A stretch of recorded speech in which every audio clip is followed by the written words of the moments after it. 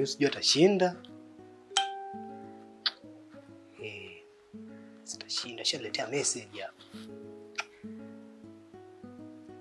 Lazima ni wale kile. Lazima. For double chance. Man U nayo ile kile weki.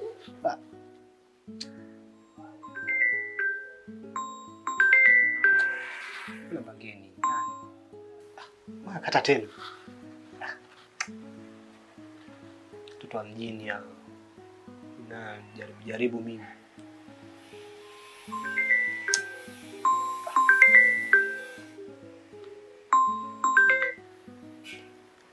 Halo?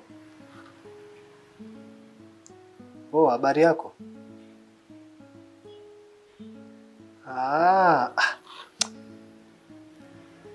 Mzima? Karibu, niko peke yangu hapa, niko peke yangu. Vipi, ulikuwa unataka huduma? Sasa nilikwambia, lakini ndugu yangu amesafiri, sasa nikifunga ofisi itakuwaje?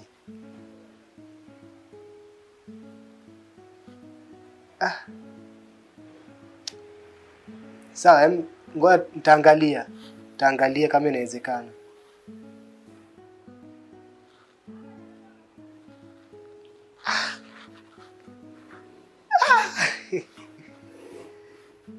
Yaani hapa lazima niondoke na hela. Yaani huduma ya 5,000 nilimwambia 15,000 na akaitoa. Tena akatoa na zaidi, akatoa shilingi 30,000 akaniambia nitakunywa na supu. Sikiliza nikwambie ndugu yangu. Yule dogo kayakanyaga. Yaani kosa alilolifanya kukubali kunionyesha ile face yake na nimemmaki. Yaani nitakacho kuja kumfanya mimi na uhakika kabisa ulimwengu wote wataniona mimi sio mtu mzuri. Unajua bwana, ulivyoanza story yako nimekusikiliza kwa makini sana. Huyo dogo amtaa huu au mtaa jirani? Ndugu yangu mimi bwana, kuna dogo mmoja hivi. Juzi mwanangu ile nakatiza tu namkuta na mke wangu. Niliposema sasa nitake kumkamata mwanangu katoka mita. Lakini nimemmaki sura. Yaani kitu alichokosea kukubali mimi niione sura yake. Kwa kuwa nimeiona, yule kaisha, mimi nitamalizana naye tu, hamna neno wala nini. Bwana, story yako kwa kweli imenikumbusha. Kuna story yangu mimi niko nayo juzi. Kwa dogo mmoja napita uchochoroni na mfuma na dada yangu. Aisee, Mungu saidia, yule dogo alikimbia. Ningemkamata.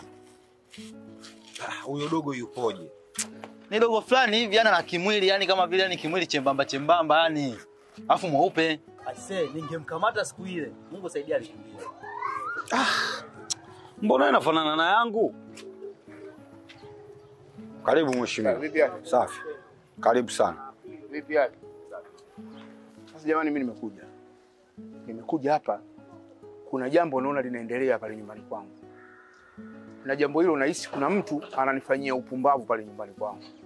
Kwa hiyo mimi nilichokifanya, nimeaga pale nyumbani kama mimi nitaondoka kwa muda wiki hizi 2. Kwa hiyo pale nyumbani nimetoka na begi, nimelichukua ile begi, kuna sehemu nimeenda nimeliweka, nimekuja kwenu nyinyi.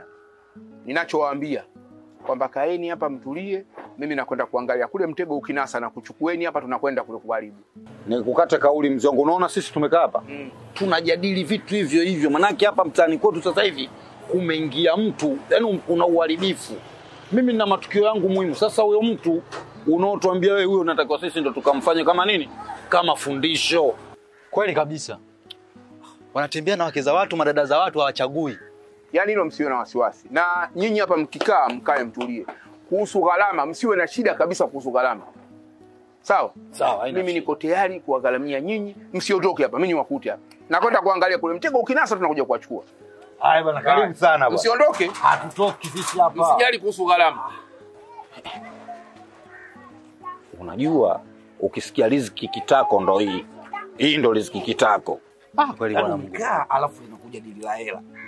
Ila mtakachoenda kufanya baba huko utakwenda kununua.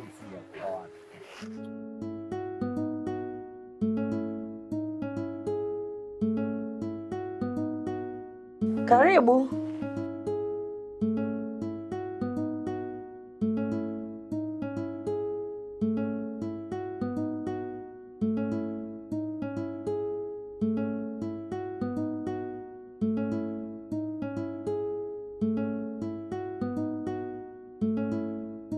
Ofisini umemwacha nani? Sijali kuhusu hilo.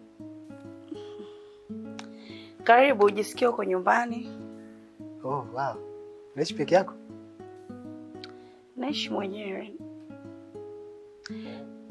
Ndio maana nimekuita, labda tunaweza tukaamua tukaishi wote. Uko serious kwa hilo wewe? Sasa unashtuka, unaogopa nini? Yaani nyumba kama hii alafu uishi peke yako. Da. Asa hapa kumemwona nani mwingine? Labda wewe saizi hapa ndo twende ndani pale. Kwanza joto usishinde na haya manguo, punge upepo tupumzike, baadaye unaenda zako kazini. Hesabu yako ya lomi yote nitaisimamia. Usiwe na wasiwasi kwenye hilo. Si wanaume tunapitia majaribu sisi. Wewe mkubwa ushanielewa. Kukuelewa nimekuelewa, sio shida. Sema ndo hivyo, si unajua changamoto zingine tena. Mbona unaonekana muoga tofauti na ukiwa kazini kwako?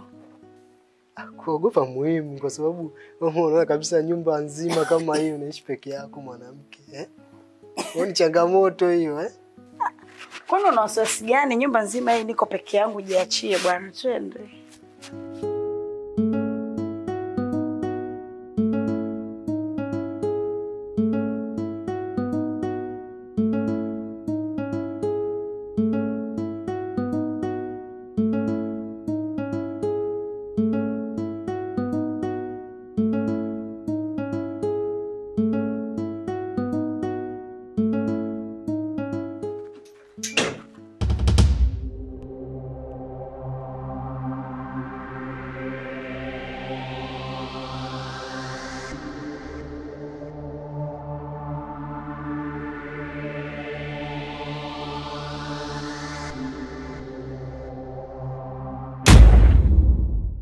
Aisha,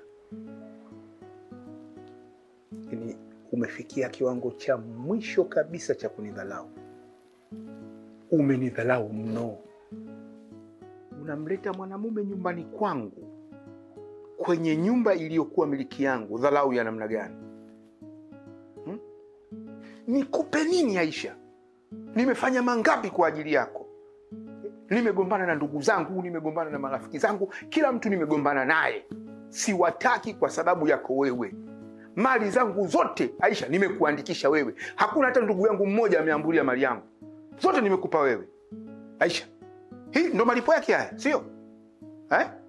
Ndio malipo yake. Unamchukua mwanamume, unamuingiza kwenye nyumba ambayo mimi ndio mmiliki wake. Wewe kijana. Wewe Mario.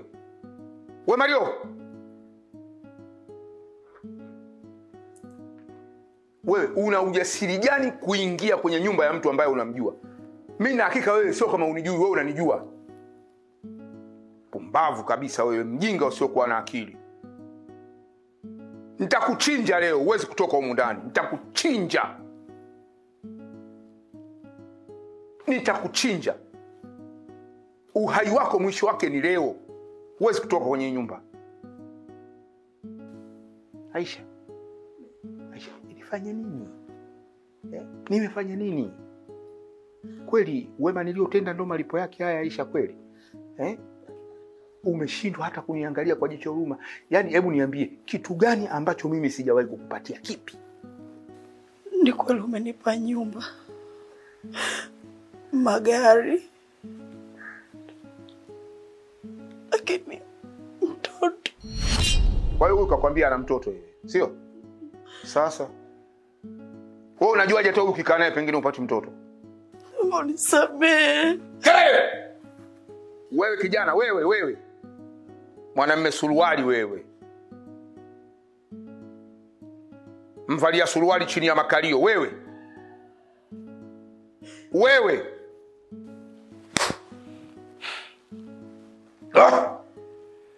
Bosi, kama vipi sisi tumuue tu tumpoteze?